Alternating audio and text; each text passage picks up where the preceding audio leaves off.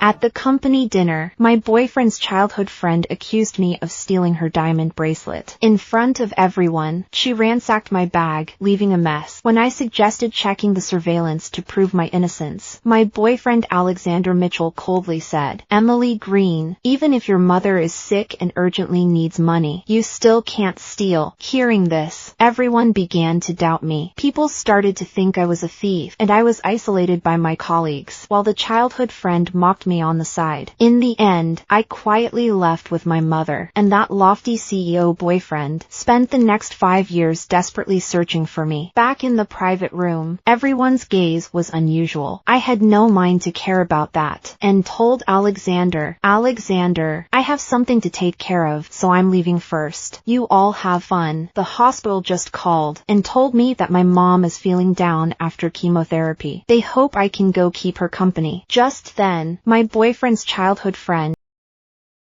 Jessica Parker, stopped me. "Emily, are you in a hurry to sell stolen goods?" I was confused, not understanding what she was talking about. "You're still pretending. You're nothing but a thief who stole my diamond bracelet." I frowned at her. "Jessica, I have no idea what bracelet you're talking about, and I certainly haven't stolen anything." Jessica glared at me with disdain. Everyone went to see the musical performance together, and I was the only one left in the box. Could it be someone else? I didn't go to the performance because I was worried about my mother's illness and had no heart to enjoy it. "You are slandering me without any evidence. I could sue you for defamation." Jessica glanced at the bag in my hand and said, "You stole my bracelet, and now you're in a hurry to sell it. I bet the bracelet is definitely in your bag." She said in a commanding tone, "Open your bag so I can check it." "Jessica, you're being presumptuous. I already told you I didn't take it. You have no right to search my bag. I see you're actually feeling guilty." Suddenly, she reached out and grabbed my canvas bag, unzipped it, and the entire bag turned upside down. A thick stack of medical papers instantly fell to the ground. "Because of my mother's illness, I've been feeling very depressed lately, and now being treated so rudely by her." My anger exploded in an instant. I snatched my bag back from her and said sharply, "Jessica, don't you have any manners?" But Jessica ignored me, crouching down to rummage through a stack of papers. Suddenly, she pulled out a sparkling blue diamond bracelet. She waved the bracelet in front of me, mocking, "Emily, what else do you have to say? You are nothing but a thief." I was taken aback. My gaze fell on the bracelet in her hand. "I didn't know. This isn't something I stole," Jessica said with a sneer. "The bracelet is in your bag. You say you didn't steal it. Did it just run in there by itself?" A colleague spoke up. "Isn't there some misunderstanding? I have worked with Emily for 2 years. I don't think she's that kind of person." Jessica casually replied, "You can know a person's face but not their heart. It's only been 2 years. If she is deliberately pretending, what can you really know?" After a brief moment of panic, I calmed down. "I didn't steal the bracelet, but it appearing in my bag is clearly someone else's setup. The only person here who holds a grudge against me is Jessica. She is Alexander's childhood friend. A month ago, I had just returned from abroad. Ever since she first saw me, she has been making things difficult for me." I looked up at the camera on the ceiling and asked, "Let's check the surveillance. I also want to know how your bracelet ended up in my bag." Jessica didn't back down and responded, "Then let's check the surveillance. I want to see how you, the thief calling out the thief, will end up." At this moment, a colleague next to us pointed at the plug and said, "Look, the surveillance plug in this room has been pulled out." I looked up at Jessica, realizing she had been prepared for this all along. No wonder she wasn't flustered at all. She immediately turned the tables. "Emily, it must have been you who pulled the plug, so you're pretending to check the surveillance. Who do you think you can fool? Does she think she can pin the theft on me like this? I'm not backing down. I'll say directly, then call the police. Let them prove my innocence. If I really unplugged it and stole the bracelet, bracelet. Then my fingerprints must be on the plug, your bag, and the bracelet. After saying that, I took out my phone, preparing to dial the police. Seeing this, Jessica clearly panicked. She feigned generosity and said, "The bracelet has been found, and she doesn't want to pursue it any further, reporting it would have a negative impact on Alexander's company. So let's just drop it. But for me, this isn't over. Your bracelet wasn't stolen by me, unless you admit to framing me on purpose. Otherwise, I will definitely report it." I stared at her, waiting for her choice. However, Jessica suddenly turned her head, looking aggrievedly at Alexander. She said, "Alexander, for your reputation, I've already given her enough face. With her causing a scene now, it will be you who feels embarrassed later." Alexander pursed his lips, looking at me with a hint of disappointment in his eyes. I reiterated to him, "Alexander, I did not steal." Alexander interrupted me, saying, "This matter ends here, and no one is allowed to mention it again." I couldn't hide my disappointment. Not only did Alexander not defend me, but he also responded with such vague words. If I don't clarify this today, I might carry the suspicion of being a thief for the rest of my life. I shook my head firmly. I must clear my name today. Alexander frowned, looking quite impatient. He said coldly, "Emily, that's enough. What are you still pretending for? I know he understands that my mother is sick. I urgently need money, which is why I had an idea about Jessica's bracelet." I stared at him blankly and quietly asked, "Do you not believe me?" Alexander looked down on me and replied, "How can I believe you?" He said I had a motive, and the evidence is conclusive. "Emily, I've already said, I will help you with the money. Do you really have to do this?" I looked up at Alexander, still the familiar face, but at this moment it felt utterly strange. Alexander is the president of the company, and his words immediately made the other colleagues start accusing me. I never thought our company would have a thief. It's truly embarrassing. I had already noticed she was untrustworthy. The rose tea I brought to the office always went missing. It must have been her doing. She doesn't even let go of such small advantages. I strongly recommend firing her. Fire her. Alexander's expression was gloomy, and he said coldly, "From now on, no one is allowed to mention this matter." Everyone immediately fell silent, but their gazes towards me were filled with contempt and disdain. The phone rang again. It was a call from the hospital. After I finished the call, I immediately walked out of the private room. The cold wind outside was biting, but it couldn't compare to the chill in my heart at that moment. A Rolls-Royce stopped beside me. The window rolled down, and Alexander's profile looked exceptionally handsome. I chose to ignore him and continued walking forward. "Hurry up and get in the car. Do you want others to see you?" Alexander's voice was low. "No need to bother Alexander to take me. This way I won't be seen either." I raised my hand to hail a taxi and quickly got inside. I have been in a secret relationship with Alexander for 3 years, but it has always been a secret. At first, it was because I didn't want to go public. I'm uncertain about the future of this relationship, and I don't want to deal with my colleagues' flattery at work. But ever since his childhood sweetheart returned, everything has changed. His attitude towards me has become increasingly impatient, and his disdain is evident. I think this relationship should come to an end. After comforting my mom at the hospital, I started considering resigning, but my mom's illness requires money, so I must find a new job before quitting, and I can't act impulsively. Since that day, everyone at the company has been surrounding Jessica, intentionally isolating me. During meetings, they don't call on me, leaving me to face scolding in front of everyone. There are often water stains on my seat, and during meals, only cold leftovers remain. In just a week, I've lost several pounds. This noon, I had just delivered documents from upstairs. I saw a group of people blocking the company entrance, pointing and staring at my mom. Someone asked what I thought about Emily's theft. Everyone said, "It's the father's fault if a child is not taught well." I heard Emily lost her father when she was young. Her stealing behavior must have been learned from you, her mother. Mom's face turned pale, and she hurried to defend me. She said I had always been a good, obedient child, and would never steal anything. Although she wasn't well educated, she would never teach me to do bad things. But everyone treated her words as a joke, mocking her relentlessly. Someone even shoved my mom. She was very weak from long-term chemotherapy, and instantly fell to the ground. The lunchbox lunchbox she was holding also fell everywhere. I immediately rushed over, shoving those people aside. "Get away! Get lost! You all get lost," the perpetrator mockingly said. I just gave her a light push, and she fell over. "Who knows if you two are just desperate, trying to scam us?" I was furious, and marched right up to her, grabbing her by the collar. "My mom is a tumor patient. If anything happens to her today, I will never let you off," she coldly replied. "People with illnesses should stay in the hospital. Who told her to come out and harm others?" From childhood to now, my mother has always been my weakness. I raised my hand to hit her, but Mom grabbed my wrist. "Emily, don't. We've relied on each other since we were young, and my mother is very afraid of me causing trouble outside, or offending others." In the end, I didn't strike her, but I did shove her away hard. My gaze immediately turned to my mom. "Mom, are you okay? Is there anywhere that feels uncomfortable?" Mom shook her head and said I was fine. Her voice carried guilt, telling me it was just that her cooking was a mess. It was all because she felt useless, and that she would make it for me again when she got back. Yesterday I went to the hospital to see her. She immediately noticed how much weight I had lost, and said with self-reproach that she was a burden to me, and told me not to spend any more money on her treatment. I told her it was just that I missed her cooking too much, and when she gets better, she must cook delicious meals for me every day, and make me plump and healthy. I didn't expect her to make my favorite sweet and sour meatballs today. I can imagine how much effort it took her, with her weak body suffering from illness, to make this dish. I picked up a meatball that had fallen on the floor, took a bite, and exclaimed, "Mom's cooking is the best. It's still so delicious." Mom suddenly became anxious, tears streaming down her face. "Emily, don't eat. Wait for Mom to come back and make it for you again." Just then, a black Rolls-Royce pulled up. Jessica opened the passenger door and got out. Giving me a glance, she said to Alexander in the driver's seat, "Alexander, the company doesn't force people to eat garbage off the ground. Isn't that the rule?" Alexander stepped out of the driver's seat with a gloomy expression, glancing at me and my mother, then shooing away the people around. He said to me unhappily, "Emily, what exactly have I done to deserve this? You first stole something, and now you're eating trash. What is this all about?" I looked at him in disappointment. "Alexander, I didn't steal anything. This is not garbage at all. This is a meal my mother made by hand." My mother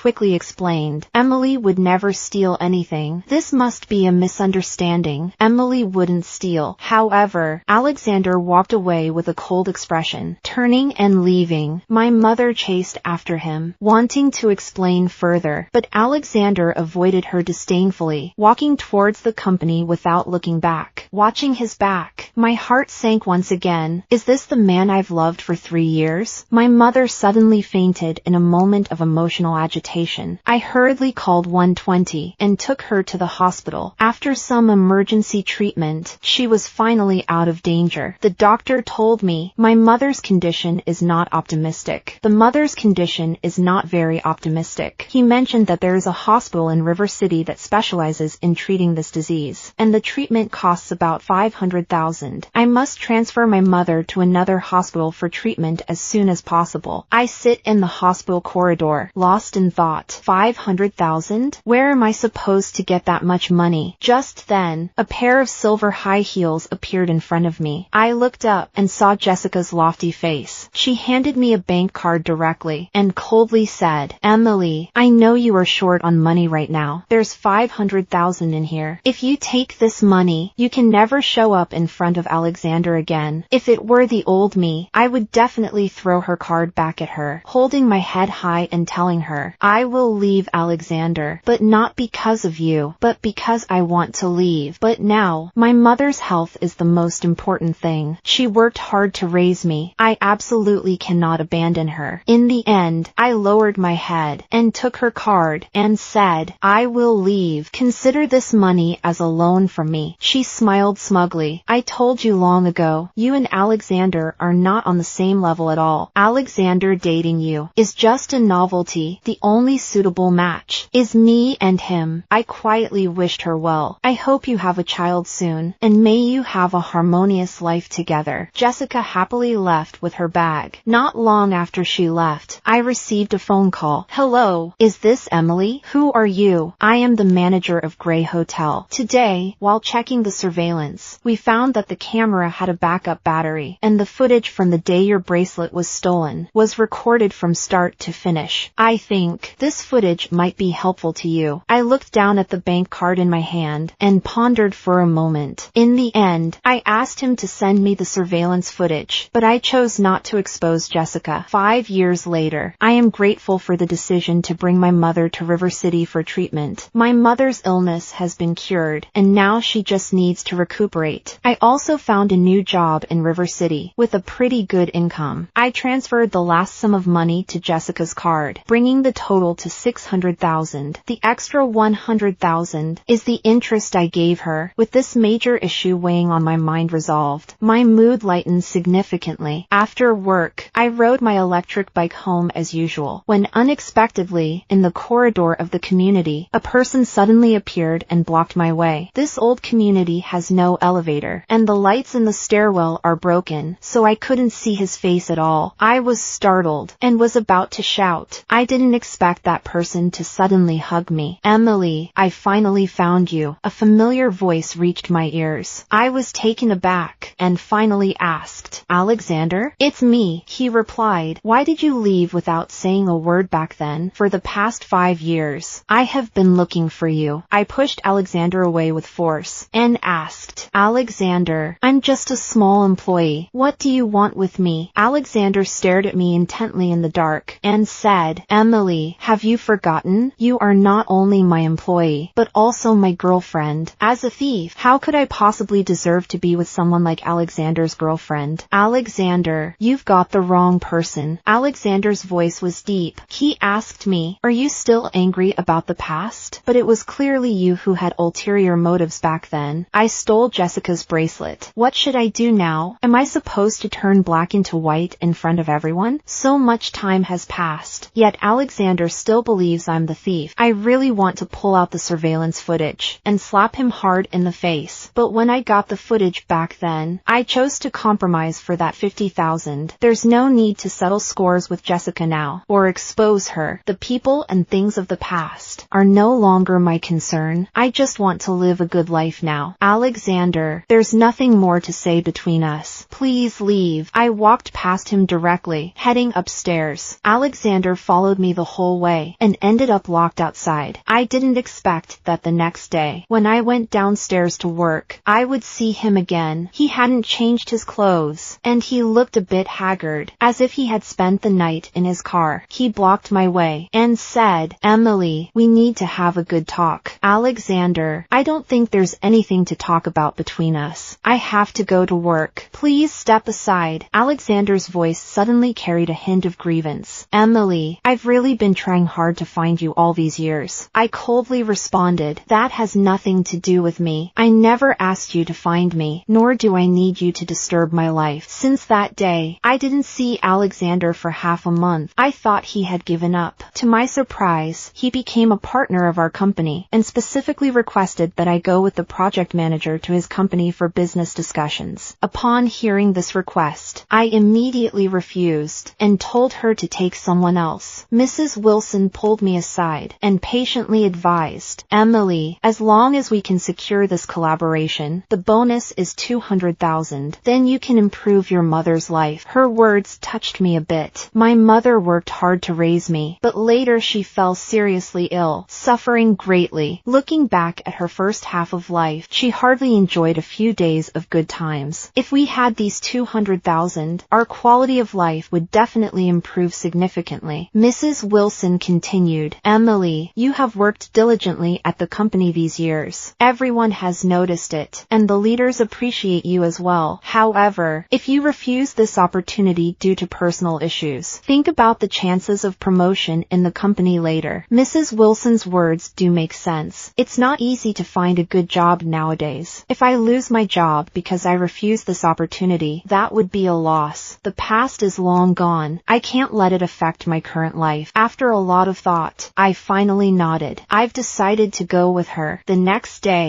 I booked the plane tickets with the manager, flying to Bay City. 5 years later, I returned to Truth Corporation and found its decor even more luxurious than before. My mood was completely different from when I left. I explained my purpose to the front desk, and immediately, a staff member came over to take us to the conference room. Alexander was dressed in a suit, sitting at the head of the table, completely free of the haggardness and fatigue I had seen before downstairs at my home. Jessica, sitting next to him, noticed my change in expression and exclaimed in surprise, "Emily, what are you doing here?" I smiled faintly and replied, "Jessica, long time no see." With a sneer, Jessica looked at Mrs. Wilson beside me and pretended to be proud, saying, "You may not know, Emily was once an employee of our company, and she stole my diamond bracelet, which I caught her doing on the spot. She couldn't make it in the company, just resigned. With an employee like this, how dare your company hire them?" Alexander interjected in a deep voice, "Jessica, I've already mentioned that matter, and you are not to bring it up again. You can leave now." Jessica could hardly believe it, and angrily asked, "Alexander, are you telling me to leave?" "That's right, leave." Alexander's tone was firm. She stood up indignantly, leaving in anger and grievance. As soon as she left, Alexander's expression calmed down, and he began discussing cooperation with us, which went very smoothly, and the basic details were finalized. After the negotiation ended, Alexander looked up at Mrs. Wilson and said, "Emily and I have some personal matters to discuss, so please head back first." Mrs. Wilson immediately stood up and responded, "Okay, no problem." In the spacious and luxurious conference room, only Alexander and I remain. I sit quietly in my chair, waiting for his follow-up. Alexander went to great lengths to bring me here. He must have something to say. After a while, Alexander finally spoke. "Emily, I know there are some conflicts between you and Jessica. If you're willing to come back to me, I will let her leave the company." I slightly raised the corners of my mouth and said with a light laugh, "Do you think I left back then because of Jessica? Isn't that so?" He seems to believe that there is no other reason for my departure besides Jessica. Although my departure was indeed related to Jessica, she was merely a trigger. What disappoints me is that Alexander doesn't believe me, and what chills me even more is his indifferent attitude towards my mother. Alexander,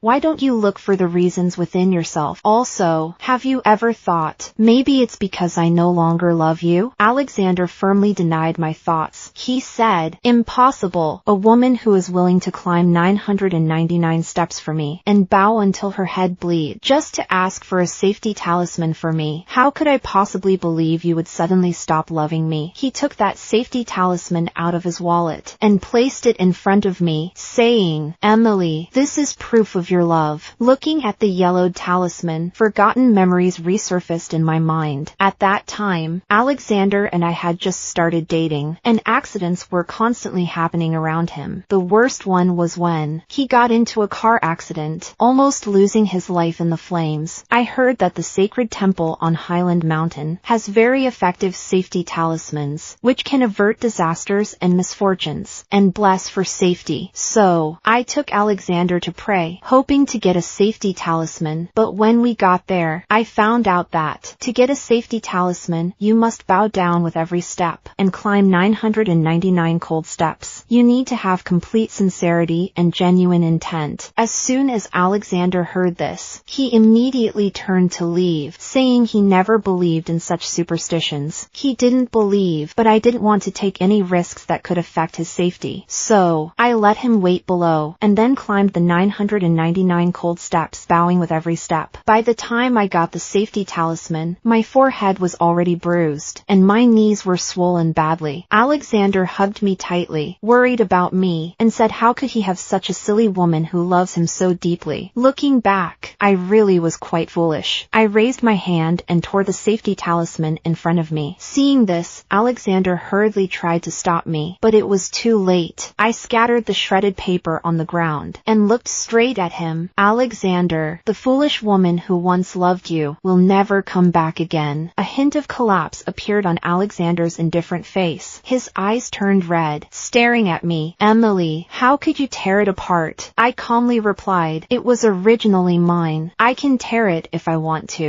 Alexander shouted angrily, but you already gave it to me. That makes it mine. After shouting, he squatted down, slowly picking up the pieces of the talisman, as if cherishing something beloved. I watched his actions, and couldn't help but find it a bit amusing. Alexander, you don't really love me at all. What's the point of pretending like this now? Alexander's eyes were bloodshot, staring at me. Emily, do you even have a heart, woman? I don't love you. Would I really spend 5 years searching for you after you leave? I don't love you. Would I carefully keep the talisman you gave me? At this moment, I suddenly lost interest in arguing with him. Maybe he once loved me, but so what? He is the one who doesn't believe me. He is the one who looks down on me, and he is the one who lets Jessica bully and mock me. I seriously told him again, I no longer love you. After saying that, I turned and left the meeting room. After just a few steps, I was blocked by Jessica. She raised her hand and slapped me. Bitch, didn't I tell you to never show up in front of Alexander again? I wiped the blood that flowed from the corner of my mouth with my finger, and then raised my hand to slap her back hard. Jessica clearly didn't expect me to fight back. Instantly pushed to the ground by me, she looked at me in disbelief and asked, do you dare to hit me? I coldly replied, Jessica, I'm no longer the Emily you used to bully. I looked at her with a mocking tone, and continued, it's been 5 years, and you still can't win over Alexander, yet you only dare to come here to vent. As a woman, I truly despise you. This statement completely enraged Jessica, and she yelled, it's all because of you, that slut, seducing Alexander, making him always think of you. Emily, I will not let you go. I coldly said, Jessica, those words should be said by me to you. If you continue to target me, I won't hold back. 5 years ago, I kept that video where she framed me for theft. I have always kept it. If she dares to trouble me again, I wouldn't mind letting that video resurface. Just then, I heard the sound of a door opening behind me. The fierce-looking Jessica instantly turned into a pitiful figure. Alexander, she hit me. Alexander walked over, first glancing at Jessica lying on the floor, then turning to my swollen cheek, as if he wanted to reach out and touch it. I directly pushed his hand away, and left without hesitation. In the following days, Alexander called me to the company every day under the pretext of discussing cooperation. Every time I arrived, he would start with the same old lines, repeatedly mentioning that he didn't blame me for leaving back then, pleading for me to return to his side. He even fired Jessica from the company, claiming it was to prove his determination to me.